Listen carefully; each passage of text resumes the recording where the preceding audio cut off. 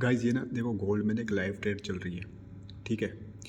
तो अभी मैं आपको ये बताना चाहता हूँ कि मैंने ये ट्रेड को क्यों डिसाइड किया यहीं पे लेना है कि भाई मेरे को यहीं पे कॉल लेनी है और ये मार्केट ऊपर ही जाएगा क्यों।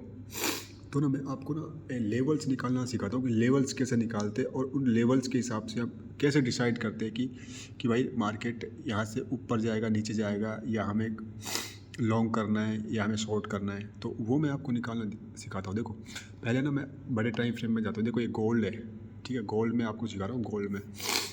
तो गोल्ड के लिए ना मैं देखो सबका अलग अलग टाइम फ्रेम होता है। मैं 15 मिनट पे जाता हूँ, है ना।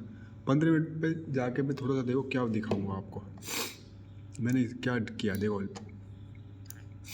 देखो आप ये देखो यहाँ पे सबसे पहले आप ये देखो, देखो मार्केट यहाँ तक गया था देखो ऊपर, ठीक है। उसके बाद ये बकचोदी कर रहा है, यहाँ पे साइडवेज हो गया।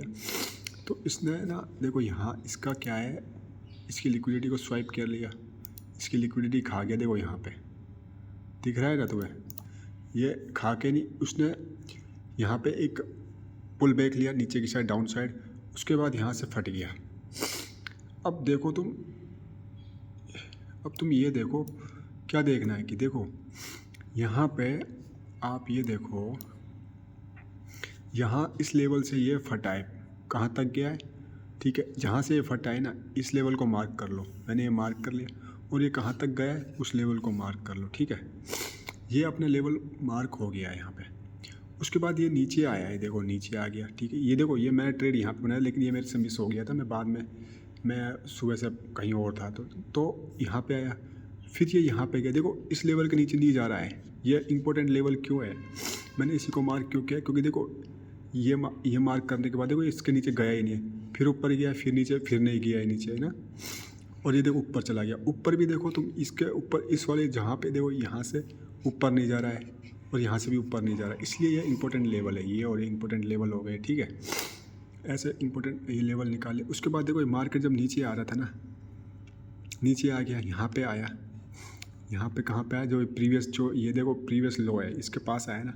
तो मैंने यहाँ पे देखो क्या एक्टिविटी दी, तो मैं क्या है थोड़ा छोटे टाइम फ्रेम पे गया। देखो मैं और 5 मिनट पे चला गया, ठीक है। 5 मिनट पे मेरे को क्या लग रहा आप खुद देखो, यहाँ से ये मार्केट यहाँ से ऊपर गया, ठीक है। मैंने ये लेवल मार्क कर लिया, ठीक है। इसने यहाँ पे इसको ब्रेक डाउन दिया, नीचे नीचे गया।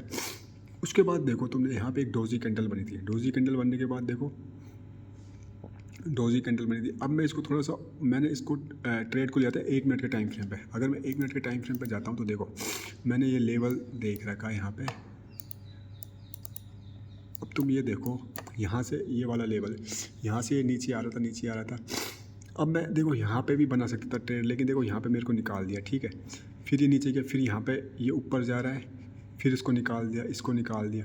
फिर यहाँ पे देखो ये साइडवेज होकर टाइम यहाँ पे स्पेंड करने लग गया। आप यहाँ पे जो लो लग रहे हैं ना, देखो ये लास्ट की कैंडल है ना, ये वाली कैंडल मैंने ज्वाइन कर ली क्योंकि सबसे नीचे की कैंडल है, सबसे लो नीचे की कैंडल, इसको मैंने कर लिया मार्क, ठीक है। अब देखो यहाँ 1 2 3 4 कितनी कैंडल बनी। इस कैंडल ने इनको सबको स्वाइप कर लिया, मतलब कि इनकी लिक्विडिटी को खा गया। और इस कैंडल के मैंने टॉप पे मैं री एंट्री बनी थी और इसका स्टॉप लॉस नीचे है। देखो यहाँ से भी ये नीचे आ सकता है, वो अपन को नहीं पता कि ये आएगा कि नहीं आएगा, लेकिन मेरी एंट्री यहाँ पे हो गई। नीचे जाता तो मेरा कितना एसएल मेरा कितना था, ये मतलब सिर्फ 20 पिप्स का मेरा एसएल था, 2 पॉइंट का मेरा एसएल चला जाता। तो मैंने क्या है कि यहाँ पे रिस्क ले लिया। तो बस रिस्क ही लेना पड़ता है भाई इसमें। 2 पॉइंट का एसएल चला जाता, ठीक है। अगर ये नीचे एसएल भी चला जाता तो फिर मैं वापस से जैसे फिर दोबारा से ये कैंडल बनती तो मैं वापस से फिर कॉल साइड लेता, कॉल की साइड। तो मैं बैठ गया यहाँ पे और मुझे पता था कि यहाँ पे लिक्विडिटी है और ऊपर लिक्विडिटी अभी पेंडिंग है, तो वो लिक्विडिटी खाने मार्केट ऊपर चला गया। तो देखो मुझे इजीली मुझे देखो कितने पिप्स मिल रहे हैं यहाँ पे, ऑलमोस्ट 110 पिप्स मिल रहे हैं, 11 पिप्स मेरे को मिल रहे हैं। लेकिन मेरा टारगेट ये है तो मैं इसको भी अचीव कर लूँगा धीरे धीरे, क्योंकि देखो यहाँ पे ये क्या कर रहा है, देखो लिक्विडिटी को जनरेट कर रहा है धीरे धीरे। ऊपर लिक्विडिटी बैठ रही है, ऊपर जाके एक बड़ी कैंडल आके इसको टारगेट को हिट कर देगा। बस इतना सा काम है भाई, बहुत कोई ऐसी तोब नहीं है भाई, बहुत ईजी है। लिक्विडिटी को फाइंड आउट करो, लिक्विडिटी को मैपिंग करो और ट्रेड बना लो आराम से।